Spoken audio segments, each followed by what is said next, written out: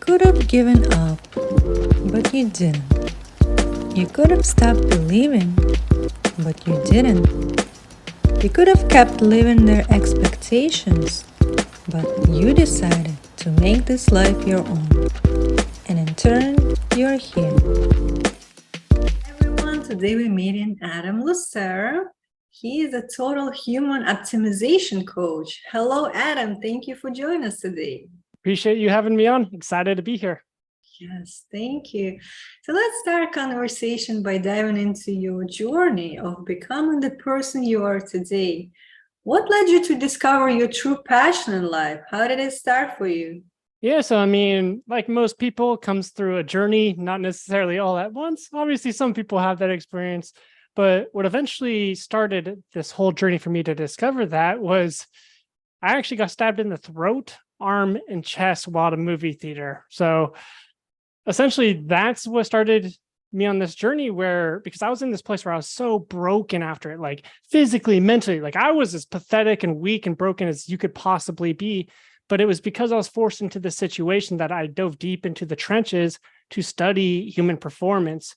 And so over the course of that journey and rebuilding myself, that eventually led to where I am today. Wow. So that event that happened in your life, you said it was just a movie theater, right? So Yeah. how did it happen? And how was the process of recovering after that? Yeah, so we'll get into how it happened because everyone that's probably listening right now is saying, what the heck? Like, what? Rewind a bit. So that's what we'll do. So essentially, I graduated college, had accepted this sales job in Northern California, and I was staying at my aunt's place while I looked for housing, like super last minute. My job starts in 2 weeks. I'm hustling to find a place to stay. So, anyways, she tells me you have to be out of the house for 8 hours. I don't know anyone in the area really. So I go watch a movie, and it's like a Wednesday, 1 p.m. or whatever. Lights dim, the movie starts. I'm sitting there watching a movie, and 10 minutes passes, and all of a sudden, I feel hard hit to my throat. And my initial reaction was like, whoa, this guy hit me hard. So I turned around and was like, dude, what the hell? Then I felt another punch to my arm and chest. And so I turned around and I pushed him. And as I pushed him, I felt a cut on my wrist and ear. And instantly it dawned on me, I wasn't punched. This guy stabbed me. So I started yelling, I've been stabbed. I've been stabbed. The lights turn on. I see him running away and I'm bleeding out. So this guy had a chef knife, the ones that get bigger, closer to the handle. It went halfway in my throat, through my throat. It went deep in my arm, almost out the other side. And then it punctured my lung down here. So I'm bleeding out. So I take off my shirt and I wrap it around my neck. I'm like holding the blood in because I'm gushing it out everywhere.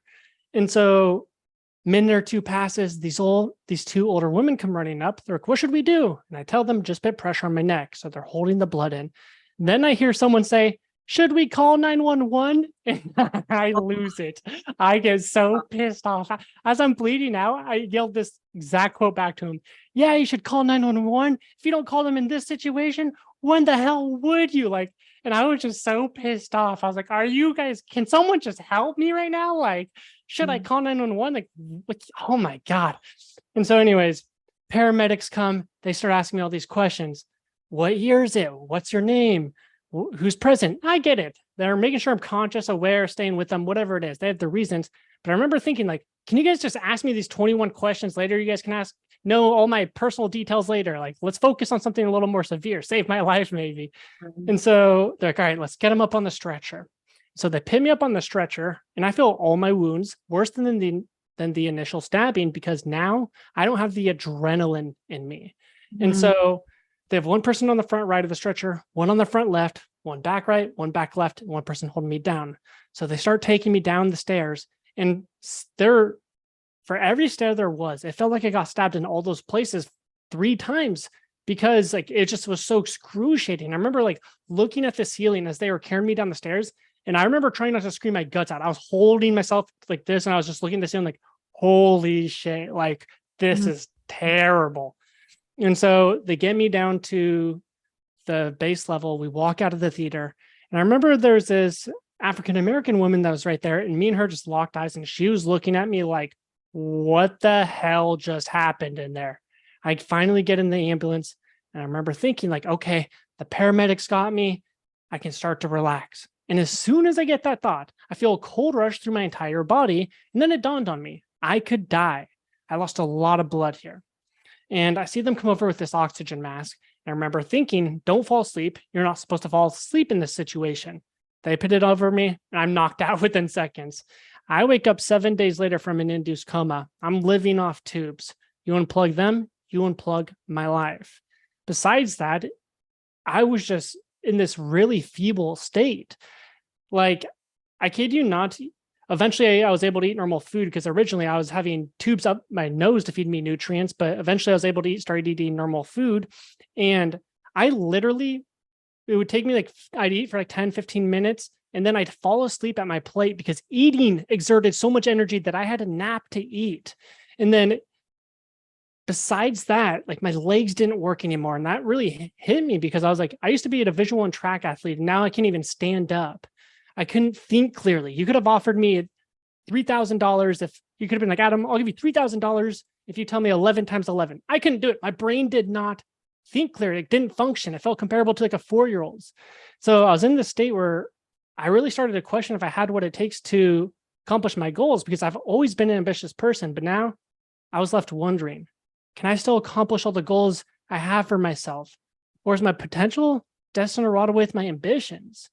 And it was really at this point where I felt like giving up and quitting, and I had every right to, but deep down, I just felt terrible with what my life looked like in that scenario. And I know you might be thinking, well, it's reasonable to feel terrible about yourself. Like a crazy thing happened to you, but I still hated it.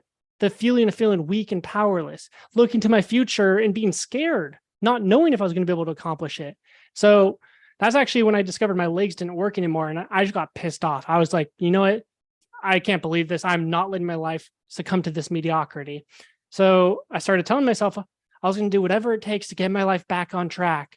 But when it came time to do my physical therapy exercises, my speech therapy exercises, or everything else I needed to do, I struggled to do it. And it was so infuriating because I was like, I want to do the things that were going to get my life back on track, but I would just not be able to execute. So I started learning the secrets of evolution, biology, and psychology that enabled us to build ourselves up again, how to essentially trick our brain to be excited to do the hard work. And day by day, week by week, month by month, I just kept getting stronger physically, mentally. And within 1 year, I ran a 4:59 mile. I was picking up great weight in the gym again. And fast forward 5 or 6 more years, and now I help men kill procrastination and conquer life in plain and simple terms. So that's essentially how I got into it. But yeah, to get back to your original questions, like that journey just kind of led me one step further. And as I kept taking action, I started to gain clarity on my passion. So yeah, that's it in a nutshell. Wow, it's a lot to take in. And yeah, it took you so much strength to go through all of those steps in the process, because like you said in the beginning, you were wondering if you were going to make it, if you could just make a simple functions like breathing or walking, because it's something you needed to learn again how to do from basically not being able to do anything. In a year, you accomplished so much, and now in this new life that you have, you're looking at it from a different perspective, becoming a stronger person as a result of what happened to you. Because sometimes when we are in the process of when we're in a moment of struggling for life or going through different issues, we don't realize how this is maybe meant to be in a way 100%. to make us stronger. And of course, it's hard to look at it this way because you're so in the moment we are of it. so lost in those emotions that's flooding. But once we are able to make it and looking back, now we know why it happened. There's a purpose to it, don't you think? Yeah, everything happens for a reason. And to your point, that's a good way of putting it. It's like when I was in that struggle, I was like, why did this happen to me? Of course this happened to me. My life's done for. All this victim mindset, the excuses, the negative emotions that come with it.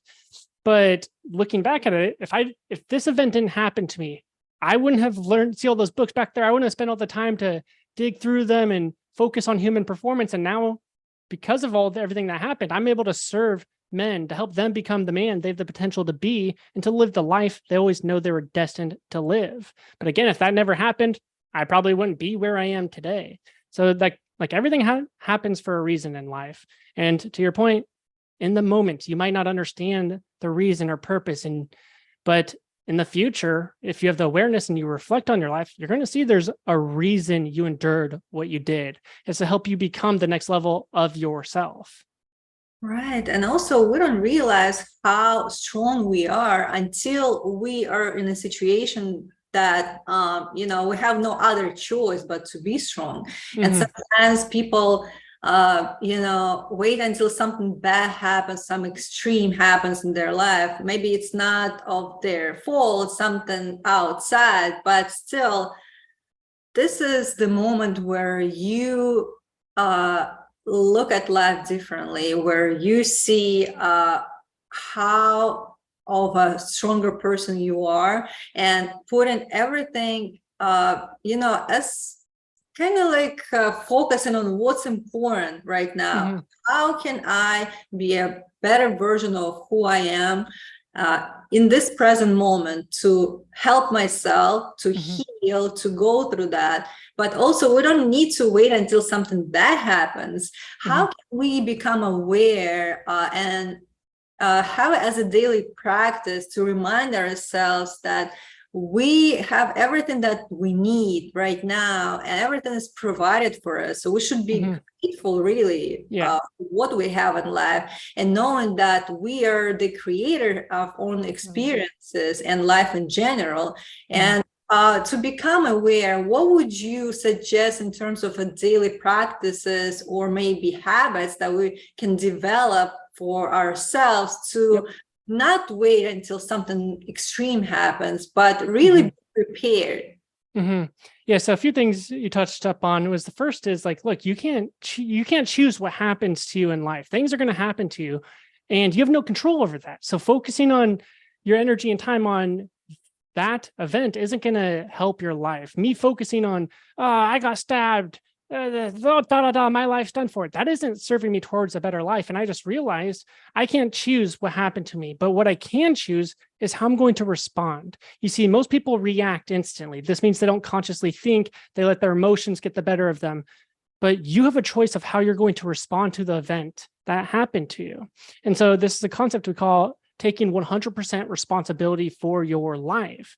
You see, before I was a victim, cursing at the world. Of course, this happened to me. Oh, my life's done for. But that train of thought wasn't serving me towards a better life. It was keeping me stuck in this state where I felt weak and felt powerless to change my life and accomplish what I want. Once I said, you know what, this happened and I can't change it, then all my attention went to solution-based. I started thinking about, okay, what can I do to get myself back on track? And inevitably, that train of thought led to me having the positive actions that changed my life.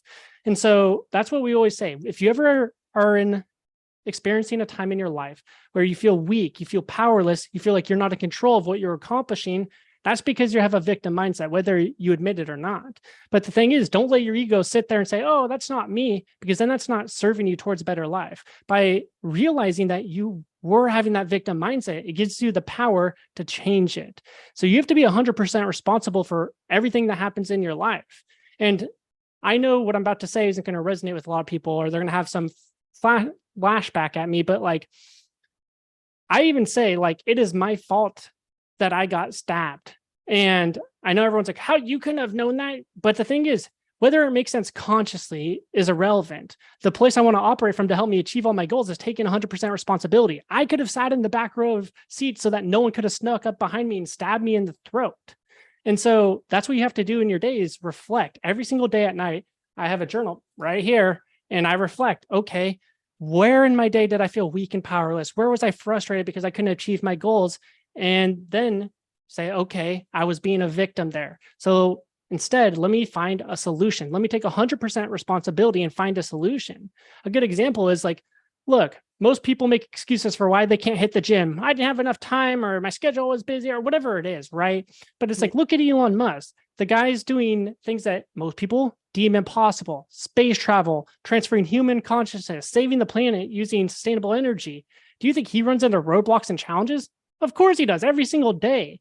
Why is he able to overcome them, yet you can't find time in your schedule to work out or whatever it is? It's because he takes 100% responsibility and finds solutions. Literally, in fact, one of my brothers works for him. He's pretty high up in the Tesla company. And he says like no and not possible aren't even in Elon's vocabulary. That's what full responsibility is. And that grants you power, because when you're in this victim mindset, you're saying that hitting your goals is out of your control, and that something in the external world is ultimately what dictates your actions and what you accomplish. How is that helping you? It's not. And so again, one of the practices is just taking full responsibility. But the second part to that is you have to be hyper aware and reflect on this. Most of the time, we're so caught up in our life where it's moving so fast that we don't take a step back. We don't see what's really going on because we're so embedded into the emotions of everything going on. And so personally, what I do with myself and my clients is we do a lot of reflection time, because this is where the growth is. Oftentimes we fall victim to the same mistakes where you keep missing the gym or you keep making excuses because you're not aware of what's actually going on. But if you reflect on your day, every single day, the successes, the things that, the times where maybe you didn't achieve what you want, well, why isn't it? Why is it that you didn't achieve those goals? What happened? What caused you to not achieve them? And then you find a solution so that tomorrow you don't repeat that same cycle. You learn the lesson from that mistake or failure. Right. And like you mentioned, the most important part is to become responsible, to take the full responsibility of your life, of creating your own experiences, and to achieving your goals. And we have to reflect on what's happening every single day. With the journaling, it's a very great practice for us to see what didn't work, how can we regroup and adjust and do something differently. And failures, it's not really a failure how we look at it from, negative standpoint, but it's really is part of the process. 100%. It's meant to be for you to realize that maybe you should take a different direction. Like it just redirects you, it gives you clarity, feedback, and we have to really take it in and learn from it, and learn from those type of attempts. I usually call it attempts to succeed, not failure, because it's just a step that you're going through. But then you would know better. And once you learn, and with that, being a driver in the seat, not a passenger seat, but a driver of your own life, that's where you see that, you're the one who created all of that you have right now. If you don't like what you have that power to change it. With that knowing and awareness, it gives you that power back. And actually, some people just running away from responsibility and making those type of excuses and blaming on somebody else or external circumstances, but it doesn't serve you. Once you become that person that creates everything for yourself, that's where you see that everything could be done. Anything is possible, really. You open up the opportunity for you to do what you want, to achieve those goals.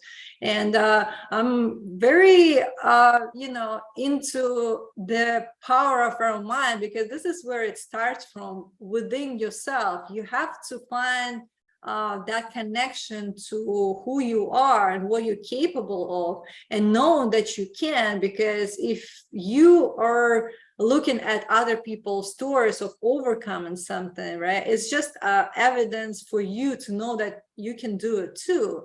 And you don't know, once you have to try for yourself. You have to show yourself that you're capable. And I always like to break it into small steps as well, because sometimes we're overwhelmed with the bigger goals, but procrastinate and not do anything, right? It's more useful and effective to break it down. And even like with the small steps, you're showing yourself that you can, you build that confidence, and you know that you can make a bigger step now, and now you're ready to put everything in order, don't you think? Yeah, absolutely. And so a lot of it is just proving to yourself, because that's the thing. A lot of people think, like, they look at these really successful people that run multi-million, seven-figure businesses or whatever it is and think, oh, I can't accomplish that. But the only reason why you believe that is because you're currently in a state where you're not powerful, and where you're constantly falling victim to your circumstances. So you don't even know what's possible for yourself until you start making the progress, until you become more empowered. A good example of this is like David Goggins. Most people have probably heard of him, just one of the most badass people. He used to be extremely overweight, undisciplined, lazy, 400 pounds, working at like a cockroaching extermination job.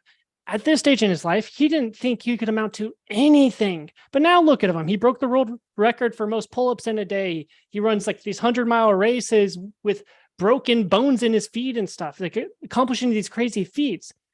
Back then, when he was weak and feeble, he didn't think he could accomplish anything. But then he started taking action, positive momentum, training his mind. And boom, now he thinks he can accomplish and knows he can accomplish anything he sets his mind to. So the moral of the story is, you don't know what's possible until you become the version of yourself that's more powerful. But again, a lot of the times it takes building blocks. You got to stop having these expectations of what should happen. Because what's going to happen is expectations, they lead to frustration.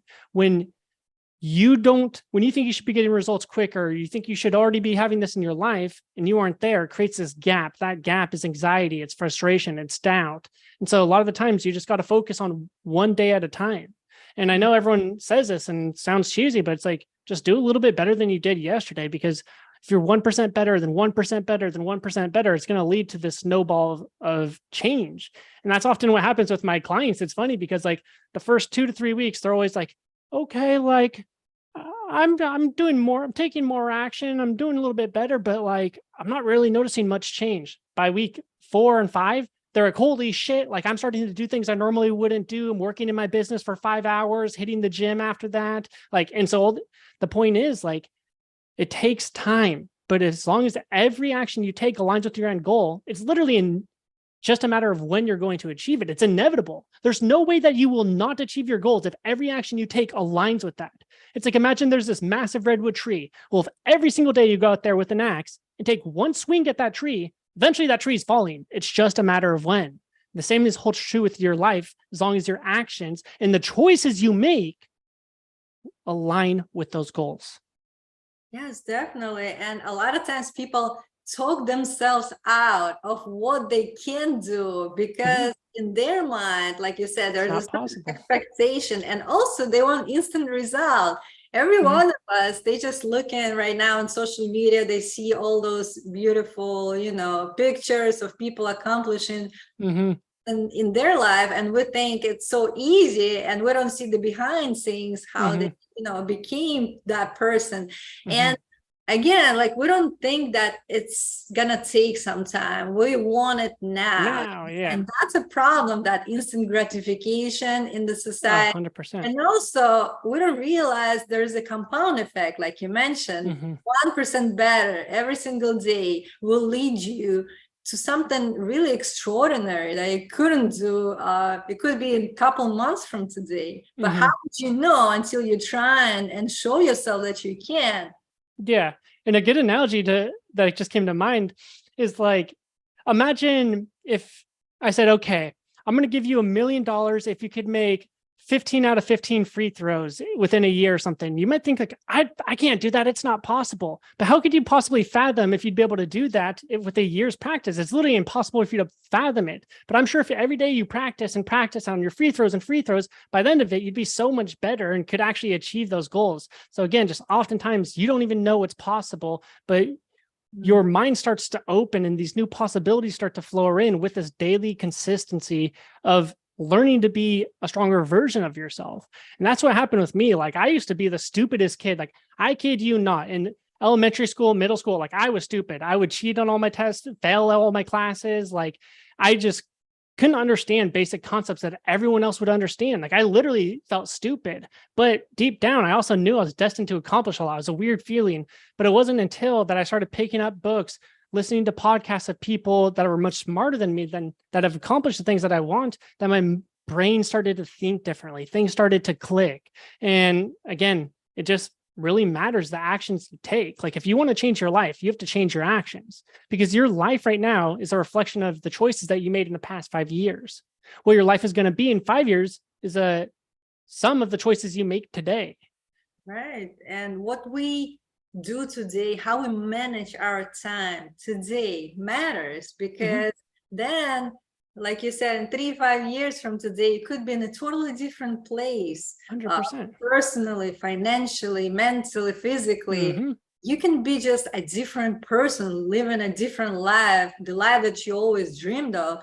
But with you just, you know, not taking action, but listening, and kind of like you always, a lot of people would always think, oh, I need to learn more of this, or read more books, or get more information. Sometimes it's a way of procrastinating and not doing anything. You know, even that small action is better just doing nothing, you know. It could open up more opportunities. Sometimes you see, you know, how you're being supported by the choice that you make. If you only decided that, yes, this is something committed to, you have to commit as a long process of having that change for yourself, and knowing that eventually it will become better, it will become easier, and you will gain that confidence. I always think it's as a muscle. You have to build that muscle. You have a mental muscle too, not just physical. And that's what's important. That's what will create that momentum and drive you, you know, and it will become easier. But again, without you going through this process, you would never know that for sure. As human beings, we have to experience to learn. In order for us to learn, it's not just consuming the information. Information is important, but we have to act on it. 100%. Information only has power with execution for the most part. Yeah, definitely. And a lot of people are scared of something that's called discipline. For them, it's Discipline doesn't even harsh, exist. and you have to restrict yourself in any possible way, you know. But I think it's very important in our lives to be disciplined. What are your thoughts on that? Discipline doesn't exist. Those are my thoughts on it. So I learned this through a story. So I remember one time I was out drinking with a bunch of friends, and we were all drunk, hungry, you know, got munchies. 11 o'clock, we go to this place called In-N-Out. If you're on the West Coast, you're familiar, super good food with just burgers, fries, all that kind of stuff, right? And so I go and I order a lettuce wrap 4x2 and that's it. And my friends looked to me and they're like, wow, man, you have some crazy discipline. And I was like thrown off. I was like, what are you guys talking about? And they're like, to order that, like you didn't get burger, you didn't get the buns on it, you didn't get fries, you didn't get the shake. And I was like, oh, like I didn't even think about it, because I did it without an internal battle. There's no process of thinking of it. And I realized I did that because I was in the habit of eating healthy to the point where there was no internal battles. There wasn't any thinking about it. And so this is why I realized, like, it's not discipline that we need. It's forming the right habits. Like, and so another example is like, look, everyone probably brushes their teeth every night, regardless of how tired, lazy, or unmotivated they are, right? Why are you disciplined at brushing your teeth, but then you're not disciplined at hitting the gym or eating healthy? Because it's not discipline. How people perceive discipline is you're disciplined in all areas of your life. You're not disciplined in one area and not disciplined in another, right? And so it's all habits. And so ultimately, I don't even think discipline exists. Yeah, we are creatures of habits, but usually the parts, you know, it's in the beginning to start a new habit. When we need to learn a new habit, it takes few weeks, right? Yeah, but often whatever is the number. But again, like you said, brushing your teeth, we started with not even knowing how to do it, and now we just do like automatic, not thinking about it. It has to come to the point when it's like just automatically, where it's becoming like your lifestyle. This is who you are. This is what you do without giving it a second thought, you know. The food that you choose to eat, or you know, how you manage your time in terms of like physical performance, what you do for that. It's just part of your routine, but you establish that from the beginning, and you do it every single day repeatedly. And once you repeat it, it's just becoming like a memory in a way in your being, and it's just the way it flows. And yeah, like you mentioned the food, if you eating healthy all the time, it becomes something that you love eating, and you don't even think about ordering junk food because it's not it's you don't have the internal battles anymore because it's second nature, it's automatic, it's effortless nature. And that's the thing that people don't understand, that they would think they will always feel that battle and the struggle for what they like and what they should do, but it's not the way it is. So yeah, like it's very important for us to recognize that, because again, like we want to create that lifestyle for ourselves that supports our mental and physical health. But we also have to know that this is something we won't prioritize, because a lot of times people like don't make it a priority. They don't think it's important, I think it also comes back to our own self-love and self-care, to giving ourselves the best that we can, and we are here for a reason. I believe every one of us has a certain unique skills and abilities, and we just need to find what is it that we're passionate about in terms of serving others. But again, like with us first making our own health a priority, this is how we're gonna unlock the potential of what we're capable of in order to serve other people. Right? 100%. It's like, just, you got to start somewhere. And oftentimes, like, the biggest thing, to your point, is like eventually you're going to get to a point where there isn't that resistance, and that's when you win. But oftentimes what you need to get to that point is a certain mindset switch or a perspective switch. And so the other thing I want to add here is like, look, there's a reason why most people consciously know what they should do. They know they shouldn't be playing the video games. They know they should be studying or executing this business idea, but they fail to consistently do it because 95% of your actions are derived from your subconscious mind. So you're using your conscious mind to try and change your actions, but then your subconscious mind doesn't want you to change. And this is why people often make change for a few days before they fall back into their old patterns and ruts. This is why 95% of New Year's resolutions fail. Everyone tells themselves consciously, I'm going to work out, I'm going to do all this change that's going to improve my life.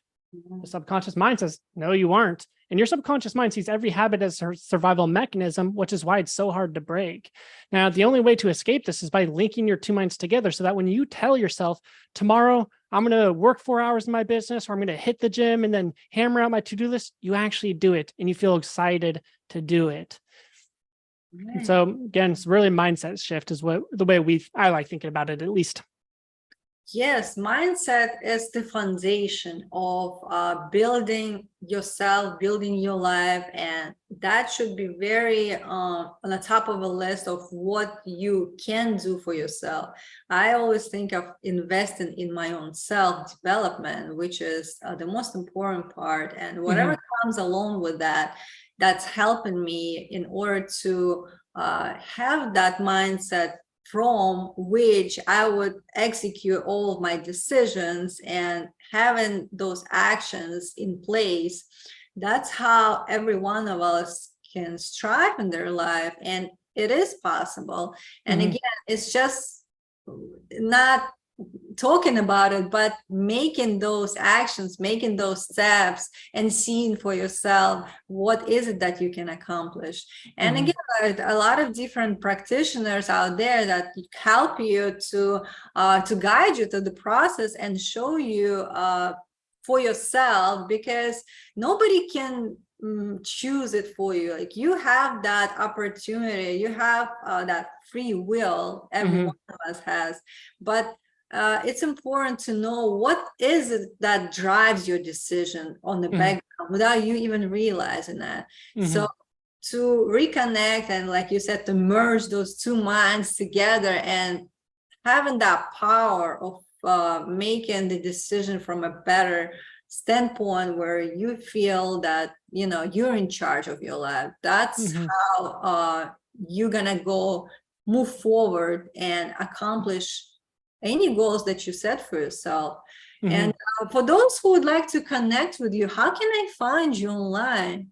Yeah, two different ways. So if you want to work with me and my team so that you become the man you have the potential to be and conquer every area of your life, you can go to superhumanceo.com. It'll give you some background information on my story, our client results. And then if you're interested, you can book a call.